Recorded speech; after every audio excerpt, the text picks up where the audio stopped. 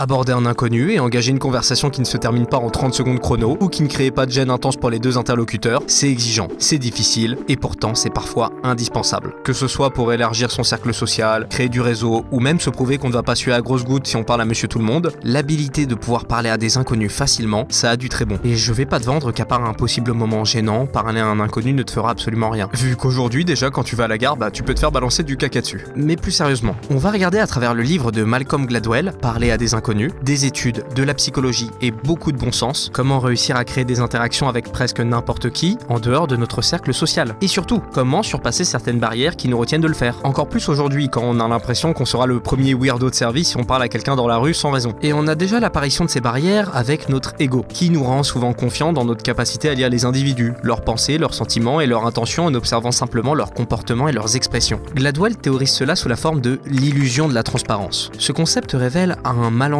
crucial dans nos interactions. Nous pensons comprendre les étrangers mieux que nous le faisons en réalité. Cette illusion est à l'origine d'une multitude d'interprétations erronées. Par exemple, nous pouvons interpréter la nervosité d'une personne comme de la malhonnêteté ou sa tranquillité comme du désintérêt, sans voir la complexité de son état interne. Et comprendre ça, c'est déjà apprendre l'humilité dans les interactions. Il faut aborder les conversations avec ouverture d'esprit et volonté d'apprendre, plutôt que de supposer. En bref, il faut partir du principe que quand on parle à quelqu'un qu'on ne connaît pas, on ne le connaît pas. Et on ne va pas commencer à faire 10 000 hypothèses sur lui. Et là, plusieurs d'entre vous ne se sont sûrement pas reconnus, et ne voient pas ça comme la barrière principale face à l'inconnu. Et c'est vrai, j'ai abordé un point qui fait surtout défaut aux gens qui sont déjà prêts à engager des conversations. Mais généralement, nos peurs viennent d'une anxiété sociale, et de la peur du rejet que nous avons déjà traité dans cette vidéo. Et ce sont des peurs fondées, dont il est difficile de se débarrasser, mais pour tenter de te convaincre de passer outre, je vais me baser sur une étude, où il a été demandé aux usagers des trains et des bus de Chicago d'engager une conversation avec des inconnus ou de rester solo. Et les résultats ont montré que les participants qui parlaient avec des inconnus déclaraient avoir eu un trajet plus agréable que ceux qui restaient solitaires. Et je ne sais pas si t'as déjà vécu ce moment où une mémé t'aborde pour taper la discussion dans une file d'attente. En général, ça se passe plutôt bien. Et là où je veux en venir, c'est qu'on a souvent tendance à surestimer la probabilité d'être rejeté et à sous-estimer le potentiel d'interaction sociale positive. Les données suggèrent que la peur de faire le premier pas est souvent infondée et que, prépare-toi, nous sommes plus susceptibles de regretter les conversations que nous n'entamons pas que celles que nous engageons. Et maintenant que ça c'est dit, je suis sûr qu'au fond tu le savais. Mieux vaut tenter qu'esquiver, YOLO comme on disait. Mais au moins maintenant c'est fixé. Donc, comment faire concrètement? Si là je te lâche dans la rue et je te dis aborde un inconnu, comment tu vas faire? Avant de se lancer, on va imaginer tout ce qui va suivre comme une partie d'échecs. Je vais te donner les meilleurs mouvements, façons de penser et moyens d'anticiper la partie pour réussir à créer du contact, mais tu dois absolument garder en tête que même si demain tu es le plus grand joueur, tu ne seras jamais gagnant à 100%. Trop de facteurs exogènes rentrent en compte, notamment le contexte. Une personne est plus abordable un dimanche posé dans un parc qu'un lundi matin sur la ligne 13 du métro. Et parfois ça peut être l'inverse. Mais bref, t'as compris l'idée. Donc on va commencer avec ce que tu peux maîtriser à 100% si tu es attentif, le non-verbal. D'abord ce qu'il ne faut pas faire. Aller voir quelqu'un en entrant dans son espace vital par surprise. C'est désagréable, voire insupportable. Personne n'a envie d'être capable de renifler ton haleine en te parlant, pas même tes amis, pas même ta famille. Alors imagine un inconnu. Donc voici un classique. 1 à 2 mètres de distance, pas trop loin non plus sinon c'est encore plus bizarre. Et surtout on essaye d'établir un contact visuel préalable qui prépare à l'interaction et signale la disponibilité. Mais pourquoi mettre autant d'importance sur ce qui comme ça paraît être du détail? Alors déjà c'est pas du détail, donc tu vas te calmer. Le non-verbal c'est quasi l'essentiel des vraies informations sur l'image que tu vas renvoyer. Une étude d'Albert Mehrabian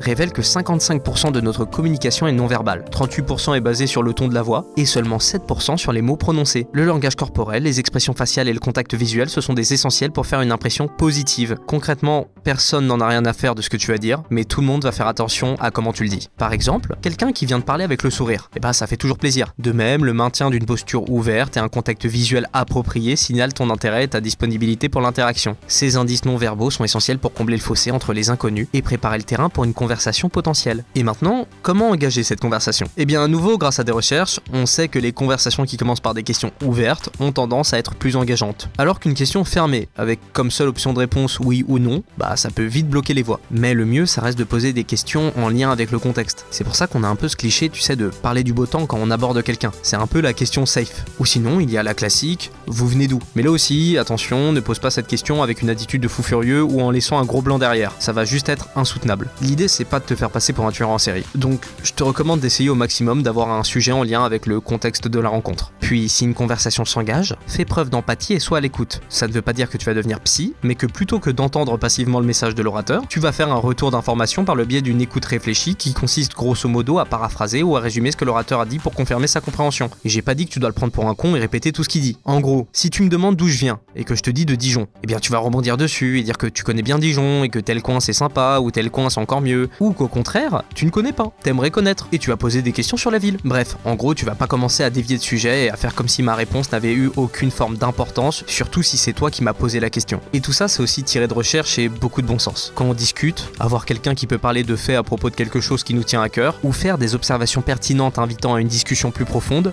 bah c'est agréable. Donc je t'invite aussi à toujours nourrir ta culture générale pour avoir un large panel de sujets de discussion sous la main. Ne sois pas forcément un expert, mais un touche-à-tout qui peut rebondir sur tout, ou un curieux qui va poser les bonnes questions. Parce que poser des questions, ça montre que tu t'intéresses et ça augmente ta sympathie. Ça témoigne d'un intérêt sincère pour les pensées et les sentiments de l'autre personne. Bref, ça fait plaisir. Et c'est aussi des résultats d'études qui nous le confirment, même si là un peu de bon sens pourrait suffire. Et maintenant qu'on a vu comment ouvrir le jeu, on va voir ce qu'il faut pour construire la suite. Pour ça, le partage d'expériences et d'intérêts personnels permet de dépasser les conversations superficielles et d'établir des liens durables. Ladwell souligne l'importance de trouver un terrain d'entente comme base de la confiance et de la compréhension. Il affirme que nos interactions sont façonnées par les hypothèses et les attentes que nous y apportons. Tu peux vite commencer à te demander, est-ce que cette personne qui me parle est réellement intéressante? Et si tu es fan de basket et que quelqu'un vient et est aussi un grand fan, bah mine de rien ça va participer à surmonter les a priori. Et ça marche aussi bien avec les idées, les activités ou de simples intérêts communs. Tout est bon à prendre. Puis évidemment, inviter à poursuivre l'interaction au-delà de la conversation initiale est important. Et pour ça aujourd'hui, on a déjà les réseaux sociaux qui facilitent grandement la vie, ou alors la classique invitation à prendre un café ou à faire une activité qui est aussi bienvenue. En outre, le fait de se souvenir du nom d'une personne et de l'utiliser lors d'interactions ultérieures, c'est extrêmement important. C'est un moyen simple mais profond de montrer que tu accordes de l'importance à la personne. Cela correspond aux conclusions du domaine de la psychologie sociale qui démontrent que la personnalisation telle que l'utilisation du nom d'une personne peut augmenter de manière significative les sentiments de proximité et de confiance. Et voilà, tu sais théoriquement jouer au jeu de rencontrer un inconnu. Maintenant, il te reste plus qu'à mettre tout ça en pratique. Donc souviens-toi, choisis bien le contexte ou observe si la personne n'a pas l'air d'être ouverte à la discussion, mais ne commence pas non plus à psychoter, sinon bah tu n'y arriveras jamais. Attention au non-verbal, ne sois pas creepy, n'oublie pas que l'image que tu renvoies vient surtout de la confiance que tu dégages. Si t'es à l'aise avec toi-même, tu pourrais presque venir aborder quelqu'un en te curant le nez, que tu serais quand même pardonné. Et j'ai même envie de te dire que même si ton approche est moisie, si t'as une bonne posture et que t'as l'air sympathique, tu peux quand même engager une bonne discussion. Puis écoute attentivement la personne, rebondis sur les sujets, pose des questions, sois intéressé. Puis enfin, si c'est possible, essaye de trouver ce petit centre d'intérêt commun et retiens les prénoms, ça c'est essentiel. Puis évidemment, comme tout en théorie, ça va sûrement échouer les premières fois. Ou peut-être que ça fonctionnera, ou peut-être que tu vas tomber dans des situations horriblement gênantes. Mais au moins, tu auras le courage d'avoir fait ce que presque plus personne ne fait aujourd'hui. Et tu peux créer des moments de vie que tu n'aurais jamais débloqués sans cette prise de risque. Donc bref, je t'encourage à y aller. Salut!